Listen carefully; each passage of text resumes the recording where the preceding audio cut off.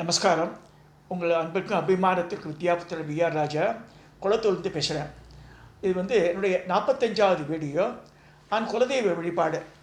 குலம் செழிக்க குலதெய்வதா வழிபாடுன்றது நான் அனுபவபூர்வமாக ஒரு 25 வருஷமாக நான் இதை ஃபாலோ பண்ணி நிறைய ஆராய்ச்சி பண்ணியிருக்கேன் இந்த சப்ஜெக்டில். அதுக்காக சொல்ல வரேன். நிறைய பேர் ஜனங்கள் ஃபோன் பண்ணுறா, ஆற்றுல பிரச்சனை ஆகிடுச்சுன்னா எல்லாமே பார்த்தா குலதெய்வ வழிபாடு மறந்துடுறா, அதை இக்னோர் பண்ணுறாளா, என்ன தெரியாமல் மறந்துடுறா, பெரியவா சொல்லாமல் இருக்கிறனால இந்த பிரச்சனையெல்லாம் வரும். இப்போ எங்கள் ஆற்றுலேயே எடுத்துகிட்ட நாங்கள் ரிக்வேதம், ஐ பிலாங்ஸ் டு வைத்தீஸ்வரன் கோவில், எனக்கு சொந்த ஊர் வைத்தீஸ்வரன் கோவில். ஆனால் வைத்தியநாத சுவாமி குலதெய்வம் கிடையாது எங்களுக்கு. எங்கள் அம்மா என்ன சொல்லுவாள், மதுரை வீரன்னுவா. ஆனால் நான் எங்கேயாவது போனால் அங்கே இருக்க மகான்கள் உங்களுக்கு பின்னாடி பகவதி தெரியுதான்னு சொல்லுவாள். Not 1 or 2 years, 25 years I was struggling. Madurai Veeran எடுத்துக்கலாம். அப்புறமா டாக்டர் ராஜசேகர சிவாச்சாரியார் ஒருத்தர் சங்கரா டிவியில் பேசுவார். அவர் ஸ்பீச்செல்லாம் கேட்டிருக்கேன் நான். அதில் பார்த்தா ஒவ்வொரு குடும்பத்துக்கும் நல்லா கவனிங்க, ஒவ்வொரு குடும்பத்துக்குமே ஒரு ஆண் தெய்வம் இருக்கும், ஒரு பெண் தெய்வம் இருக்கும். குலதேவதானது அந்த கிராமத்துக்கு உண்டான தேவதா குலதேவதா. பெருங்கடவுள்கள் கட்டாயம் குலதேவம் ஆக முடியாது. உதாரணமாக நான் ரிக்வேதம், நான் பிராமணன், எனக்கு எப்படி மதுரை வீரன் வந்திருக்கு, வி பிலாங்ஸ் வைத்தீஸ்வரன் கோவில்ன்றார். அது ராஜாக்கள் காலத்தில் இந்த பிராமணர்கள்லாம், அதாவது புள்ளிருக்கு வேலூர் பேர் வைத்தீஸ்வரன் கோவிலுக்கு. புல்னா ஜடாயு, ரிக்வேதக்காரா பூஜை பண்ணியிருக்கார். புல் இருக்கு வேலூர்னா முருகவேல் பூஜை பண்ணியிருக்காரு சொல்லப்படுறது. ஸோ அங்கே அந்த சுவாமி இல்லாமல் எப்படி இருக்குன்னா, குட்டி தேவதை தான் உடனடியாக ஹெல்ப் பண்ணணும். நல்லா புரிஞ்சுக்கணும். பெருந்தேவதைகள்லாம் it will take time. So நம்ம கர்மாலாம் இருக்குது. ஸோ அதெல்லாம் கழித்து தான் அது வரும். ஆனால் உடனடி வி ஆர் இன் ட்ரபிள்னா உடனடியாக ஹெல்ப் பண்ணுறது குலதெய்வத்தை தான். எனக்கு இந்த வீடு வாங்கியிருக்கும் போது 2001 இந்த வீட்டுக்கு குளத்தூருக்கு வந்தேன் நான். அப்படி வரும்போது எங்கள் மதுரை வீர சுவாமின்னு அம்மா 1997 எங்கள் அம்மா காலமாயிட்டேன். ஸோ மதுரை வீர சுவாமி சொல்கிறாளேன்னு நான் நினச்சிப்பேன். சரின்னு சொல்லிட்டு அப்போ திடீர்னு ஒரு மனசு தோன்றி கருங்கல்லையே நான் பண்ணேன். இப்போ எங்கள் வீட்டு காம்பவுண்டுக்குள்ளே 3 தேவதை இருக்குது. கோவிலே கட்டி வச்சுக்கு குருக்கள் பூஜை பண்ணிட்டு போகிறாரு காத்தால். எனக்கு உடல்நிலை நல்லா இருக்கும்போது நானே பண்ணியிருந்தேன். மதுரை வீரன், வெள்ளையம்மா பொம்மி இருப்போம், நடுவில் பகவதி, கேரளத்து பகவதி ரேணுகா பரமேஸ்வரியோட வச்சுருப்பேன் தலை மட்டும். சௌபாகிய கணபதி, வீடு பேர் சௌபாகிய கணபதின்னு சொல்லி 3. இந்த 3 சன்னதிகள் 3 கோபுரத்தோடையே இருக்குது எங்கள் காற்றுல. சில பேர் சொல்லுவாள் குலதெய்வத்தெல்லாம் வச்சுக்கலாம். கட்டாயம் வச்சுக்கலாம். இதுக்கு என்ன கான்க்ரீட் எக்ஸாம்பிள் சொன்னால், இப்போ தான் அந்த கோபுரம் தான் கட்டி வச்சுருக்கேன்.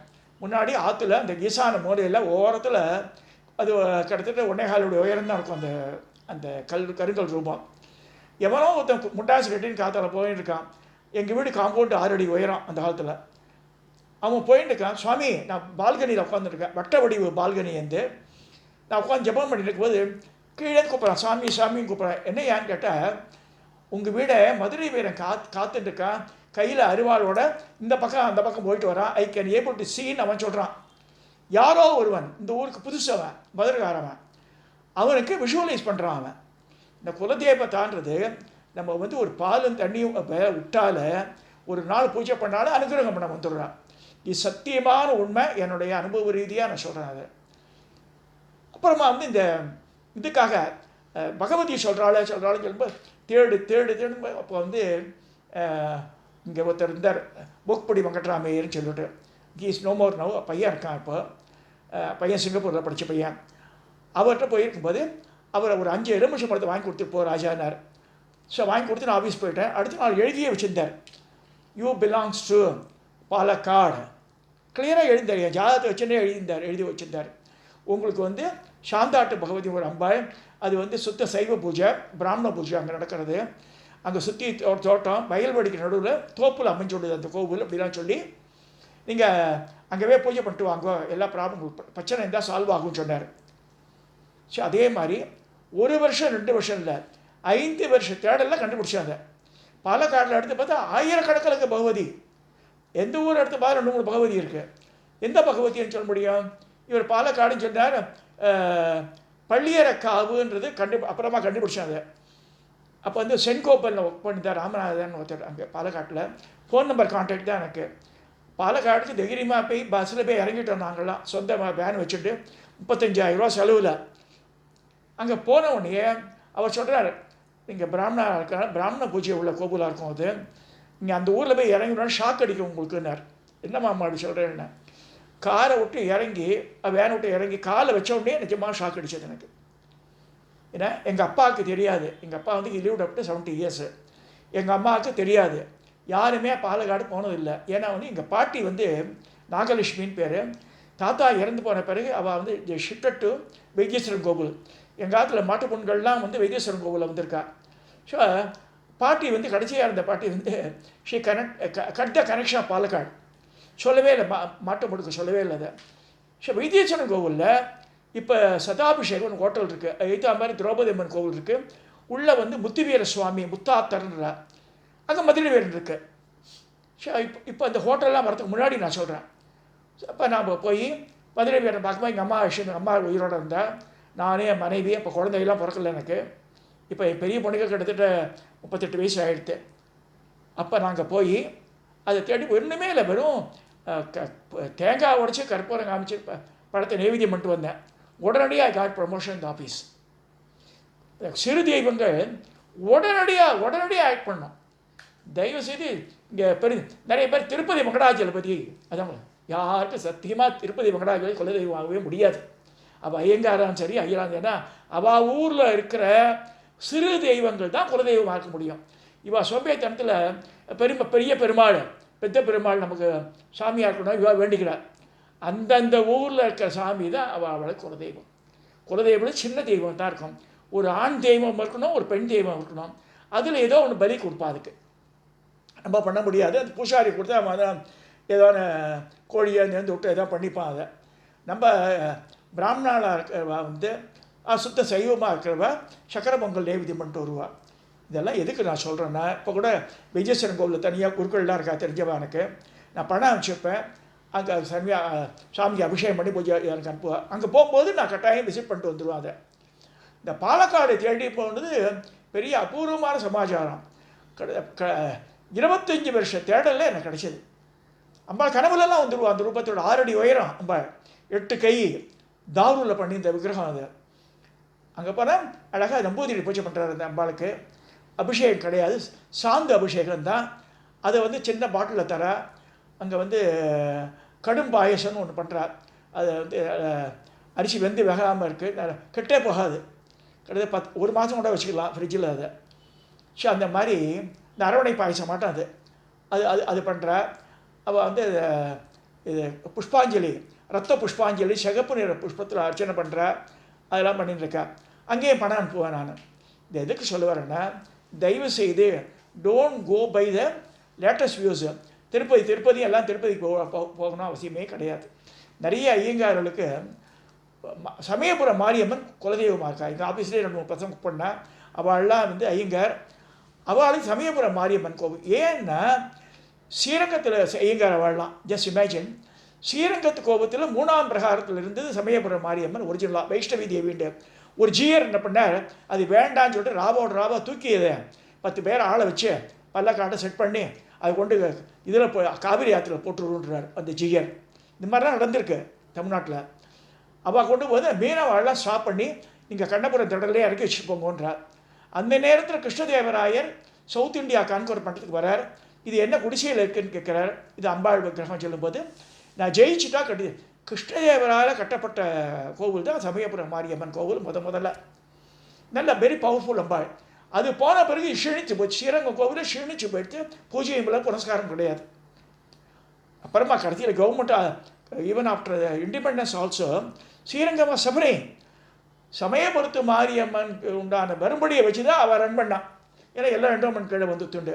அதுக்கு என்ன செய்வார், பெருமாள் வந்து சகோதரிக்கு புடவை தரான்னு சொல்லி மாலை புடவையெல்லாம் கொண்டு இங்கே செலுத்துவா. இங்கே சமயபுரத்துக்கு இது வந்து just have a good relationship with them. அந்த மாதிரிலாம் பண்ண ஆரம்பித்தா. எதுக்கு சொல்ல வரேன்னா, நீங்கள் வந்து எந்த வகுப்பு, எந்த இனம், எந்த ஜாதியெல்லாம் குலதேவதான்றது சின்ன தேவதா தான் இருக்கும். இது வந்து 100% சத்தியம். நிறைய இடத்துல பேசியிருக்க பதில். இந்த ஆத்துக்கு வரும்போது 25 வருஷத்துக்கு முன்னாடி செல்ஃபோன்லாம் கிடையாது. பெரம்பூரில் வந்து இறங்கிடுவோம். எங்கள் ஃப்ரெண்டு ஆற்றுக்கு போயிடுவோம் பசங்க. ஃபோன் கிடையாது. நாங்களும் வயிற்றில் நெருப்பு கிட்ட உட்காந்துட்டுருக்கணும், இவன் வரவே இல்லையேண்டு. அப்போ பால்கனியிலேருந்து அந்த மதுரை வீர சுவாமியை பார்ப்பேன். அப்பா நீ தான் காப்பாற்றணும், சீக்கிரம் வரணும். அடுத்து 5 நிமிஷத்தில் கொண்டு சேர்த்துருவா. இப்போல்லாம் உடனடியாக அவள் மனசை தோண்டி அதுக்கு உடனடியாக போகணும்னு சொல்லிட்டு வந்துடுவா. இதை எதுக்கு நான் சொல்கிறேன்னா, நம்ம காரியம் நடக்கணும்னா பெருந்தெய்வங்கள் வராது. ஆனால் பெருந்தெய்வங்கள் வர்றதுக்கெல்லாம் இந்த கர்மா எல்லாம் பிரச்சனை இருக்குது. நம்மளுடைய முன்வினை பயன் ஊழ்வினை உறுத்து வந்து ஊட்டும். கண்ணகிக்கே நடந்திருக்கேன். கண்ணகி பெரிய மாசாத்துவான்ற ஒரு பெரிய வணிகரோட பொண்ணு. அந்த காலத்து கோடீஸ்வரி, இப்போ இருக்கிற மாதிரி இல்லை. அந்த காலத்தில் ரத்தனங்களும் வைரங்களும் பறந்த வீடு அது. அப்பேற்பட்டவளுக்கே எப்பேற்பட்ட மோசமான நிலைமை முதலில் ஏற்பட்டது. அந்த ஊழ்வினைன்னு சொல்லக்கூடாது. அந்த வினை வழியே தான் அந்த விதி இது மனம் செல்லும். அந்த விதி வழியே தான் மனம் செல்லுன்ற மாதிரி அந்த விதியை மாற்றி எழுதி கஷ்டம் அது. அதுக்கு தான் பெருந்தெய்வங்கள் வரும். சிறு தெய்வங்கள் பையனுக்கு பிரச்சனை இருக்குது, எதோ எங்கேயோ மாட்டின்னு இருக்கா, வரணுன்னா உடனடியாக இறங்குறப்பா சிறு தெய்வங்கள் தான். அது குலதெய்வமாக தான் இருக்க முடியும். அது எனக்கு பல இடங்களில் உடனடியாக சால்வ் பண்ணி கொடுத்துருக்கா. இது சத்தியமான உண்மை. இந்த குலதெய்வ வழிபாடு இல்லாமல் நீங்கள் தலைகீழ் நின்னாலும் இது நடக்காது. என்ன பெரிய பெரிய சாமியெல்லாம் பண்ணலாம், பட்டுமுடியாக வாங்கி கட்டலாம் சாமிக்கு. ஆனால் இதுக்கு சின்ன ஒரு 3 துண்டுக்கு தராமல் அது நடக்காது. இதே தீபாவளி வரப்போகுது ஒரு 2 மாதத்தில். தயவுசெய்து ட்ரெஸ்ஸஸ் வாங்கும்போது குலதெய்வத்துக்கு அந்த ஊருக்கு சிவன் கோவிலுக்கு பெருமாள் கோவிலுக்குலாம் வாங்கி வைங்க. வஸ்திரங்களை வாங்கிட்டு அப்புறமா நமக்கு வாங்கிங்க. நம்ம வாங்கி எப்போ தான் கட்டின்னு இருக்கோம். நம்ம என்ன திரும்பியும் சொல்கிறேன், அதில் இருக்கிற இழைகள் ஹரிசான்டல் லைன்ஸ் பெண்களையும், வெர்டிக்கல் லைன்ஸ் ஆண்களையும் குறிக்கிறது. எவ்வளோ இழைகள் அந்த புடவையிலையோ வேஷ்டியில் இருக்கோ அவ்வளோ காலம் நல்ல சௌக்கியமான வாழ்வு சொர்க்க வாசத்தில் உண்டு சொல்லியிருக்கு சாஸ்திரங்கள். ஆகையினால சுவாமிக்கு முதல்ல வைங்க.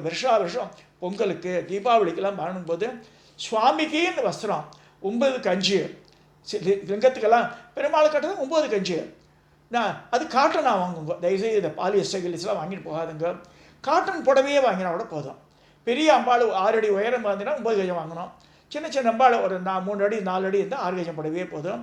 காட்டனாக வாங்கி கொடுங்க. அவளுக்கும் குருக்களுக்கும் வசதியாக இருக்கும் கட்டுறதுக்கு. சிந்தட்டிக்கில் போய் வாங்கி போய் கொடுக்காதுங்க. குலதெய்வ வழிபாடு பண்ணுங்க. ஆற்றுலையும் பண்ணலாம். அதை ஒரு காமாட்சி மண் வழக்கு வச்சு குலதெய்வத்துக்காக காத்தால் எழுதி வச்சுருங்க. அப்புறமா மிச்சம் எல்லாம் குத்தி வழக்கெல்லாம் ஏற்றி பண்ணலாம். குலதெய்வ வழிபாடு இல்லாமல் மிச்ச பூஜைகளை பண்ண வேஸ்ட்டு, அற்ற வேஸ்ட்டு, பலன் அளிக்காது. இப்போ எனக்கு இந்த பள்ளியற்காக பகவதி இருக்குது பாலக்காடு பக்கத்தில். அது கண்டுபிடிக்கிறதுக்கு எனக்கு 25 வருஷம் ஆச்சு. நான் அப்புறமா ஒரு சிற்பி வந்தார் ஆற்றுக்கு. அவர் எனக்கு இந்த பள்ளியற்காக பகவதியை என்னை புடைப்பு சிற்பமாட்டம் பண்ணி கொடுத்தார். அது கோல்ட் பிளேட் பண்ணிவிட்டாங்க. மதுரை வீரன் சாமியை ஆண் தெய்வம் எனக்கு. இது சுந்தர்ன்ற சபதி ரொம்ப அற்புதமாக பண்ணியிருக்காரு. இந்த விக்கிரகத்தை ரொம்ப சிரிச்ச முகத்தோட நல்ல அழகாக பண்ணியிருக்கான். இதுவும் நான் ப்ளே பண்ணியிருக்காரு. இந்த மதுரை வீரசுவாமி எனக்கு பேசுறது.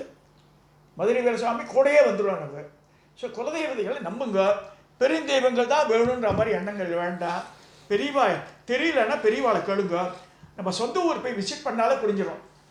சின்னதாக இருக்கும். அதெல்லாம் பிரம்மாண்ட கோவில்கள் குலதெய்வத்து இருக்காது. எனக்கு பல தடவை துர்க்கை சித்தர்லாம் சொல்லியிருக்காரு. எனக்கு இந்த மதுரை ஒரே நாள்லேயே 3 இடத்துல தரிசனம் கிடைச்சது மதுரை வீரன் எனக்கு. ஸோ இதெல்லாம் சொல்லி குலதெய்வ வழிபாடு பண்ணால் புலம் செழிக்கும் சொல்லி நான் இதை நிறைவேற செய்கிறேன்.